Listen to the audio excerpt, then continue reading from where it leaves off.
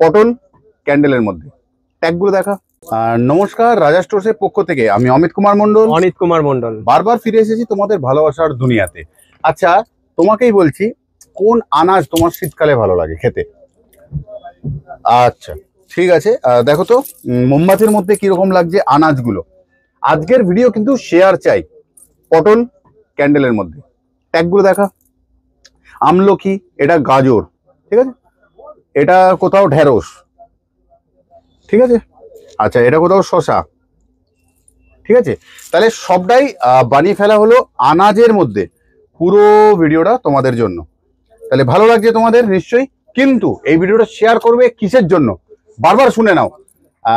অনেক হাসি মজা চ্যানেল থেকে কমে গেছে আমাদের কাজের চাপের জন্য, তো আজকে ভাবলাম একটু মজা ইয়ার্কি থাকুক।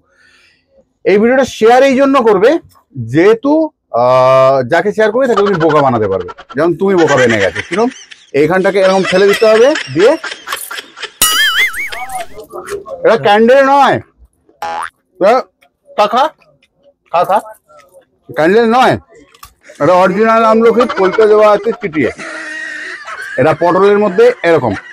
তাহলে বোকা বানানোর জন্য একদম সব থেকে একদম সুন্দর ভিডিও। এটা অরিজিনাল কিন্তু ঢেঁড়স, ঠিক আছে, অরিজিনাল আমলকি। তাহলে যে দেখছো সে তো বোকা হয়েই গেছো, রাগ করো না, ভালোবাসার মানুষ কোথাও যার কি মেরে ভিডিওটা করলাম, কাউকে বোকা বানিয়ে শ্রদ্ধা তুলে নিও, অবশ্যই প্রিয় মানুষকে পাঠিয়ে দাও। শশাটা কে এনেছে? বুড়ো শশা। ঠিক আছে, আজকের মতন যাচ্ছি, আবারও আসবো ফিরে তোমাদের ভালোবাসার দুনিয়ায়। ততক্ষণের জন্য ভালো থেকো, সুস্থ থেকো। গাজর খাবে, শীতকালে গাজর খাওয়া ভালো।